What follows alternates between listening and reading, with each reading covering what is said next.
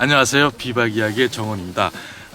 매주 한 장비씩 소개를 해드리라고 이렇게 시리즈로 만들고 있는데요. 지난주에는 매트리스를 했고 그 지난주에는 버너 그리고 텐트, 이번 주는 또 뭘 한번 해볼까 이렇게 생각하다가 오늘은 등산화를 한번 생각해 보도록 하겠습니다.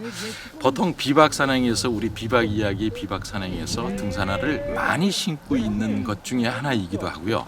비박하시는 분들이 많이 쓰는 등산하다 이렇게 하면 보통은 마인들에 나오는 히말라야도 많이 신고 계시고요, 잠발란의 라싸도 많이 신고 계시고요, 그 다음에 또 많이 신는 것이 노바의 티벳도 많이 신고 계시고요, 그 다음에 함바그의 알래스카라는 모델도 많이 신고 계십니다. 그 중에서 또 이 네 개 중에서도 고르라고 하면 마인들의 히말라야 하고요, 그 다음에 잠발란의 라싸가 많이 신는 것 같습니다. 그리고 또 회원분 중에서 꼭 없어서는 안 될 그런 등산화가 있다고 하면 또 우리 국산 제품 중에서 캠프라인의 로체나 히페리온 같은 것도 꼭 필요한 등산화이라고 생각이 듭니다. 오늘은 제가 그냥 많은 신발 중에서 갖고 있는,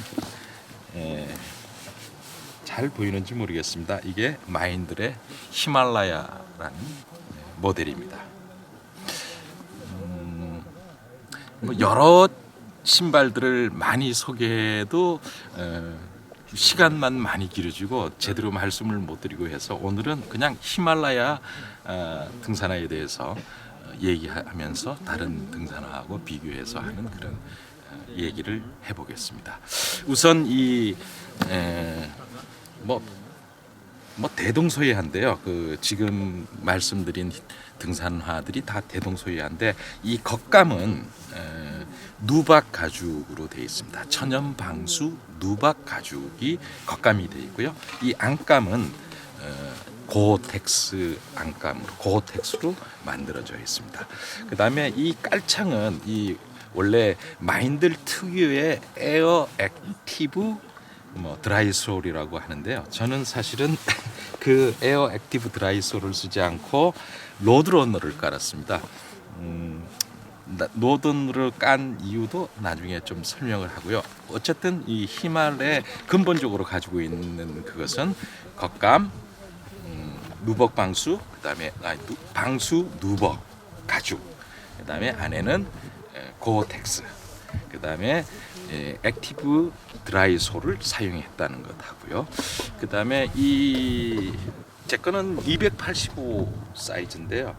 보통 레귤러 사이즈가 한 899g 정도를 얘기하니까 상당히 묵직합니다. 한 짝에 890g입니다. 묵직합니다.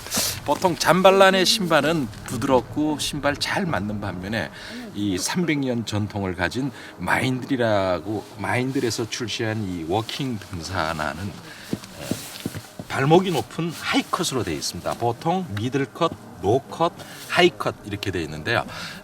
장기 산행 시에는 발목을 많이 잡아줘서 안정감을 주고 발목을 보호해주는 그런 역할을 하는 하이컷을 많이 신게 됩니다. 또 오래 이렇게 걷다 보면요, 자칫 이렇게 흔들릴 때 역시 하이컷 신발을 많이 신게 되니까 대부분 비박 오시는 분들이 하이컷 신발들을 많이 사용하는 것 같습니다. 그 다음에 얘는 정확한 명칭이 마인들 히말라야 MFS라고 해서요. M은 메모리 폼 시스템이라는 그런 말씀입니다. 옛날 제가 인라인 스케이트를 탈 때도 보면 스케이트 안에 이 메모리 폼이 들어가 있어서 열성화 시킨다고 하는데요. 그때는 헤어 드라이기로 이렇게 해서 이 발목뼈하고 모든 것을 열성화 시켰는데 사실은 이 등산화는 그렇지가 않고 어떤 형태로 되어 있냐면 안에 신고 한 5분쯤 이 발에 열이 날 쯤 되면 안에 겔 형태로 되어 있는 이 등산화의 그 형태가 본이 떠져서 이 발목을 지탱하는데 훨씬 더 도움이 된다, 이런 뜻인 것 같습니다. MFS 시스템에서 훌륭한 그 시스템을 갖추고 있는데요. 사실은 저는 그렇게 잘 못 느끼겠더라고요. 실제로 사용해 보니까요. 그리고 사실은 이렇게 아주 단단하게 잘 묶고 이렇게 당겨야 되는데 저는 사실 좀 느슨하게 신고 당기는 편이거든요. 그만큼 이 히말라야가 다른 등산에 비해서 굉장히 하드합니다. 잠발라는 금방 적응이 가능하지만 이 마인들 등산하는 단점이 있다면 조금 길내는 어떤 그런 시간들이 있어야 하지 않겠나 생각이 듭니다.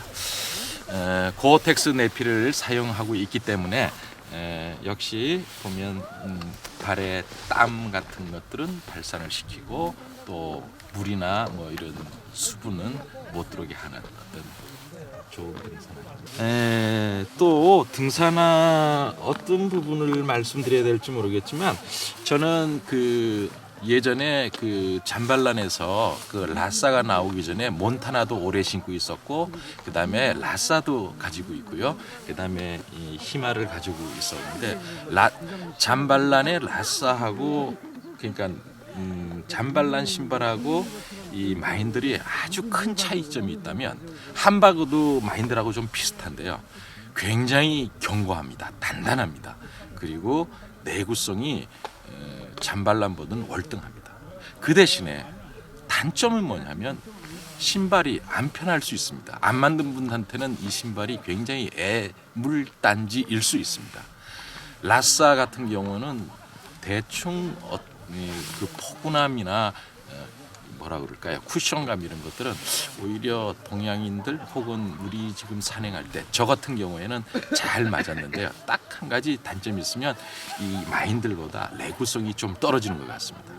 이거는 제 개인적인 느낌이지 다른 분들은 어떻게 느끼실지 모르지만 마인들은 분명한 것은 다른 제품보다 훨씬 내구성도 강하고요. 그다음에 이 창은 뭐 역시 비브람 창이라고 해서 여기 비브람 노란색 딱지가 비브람 창인데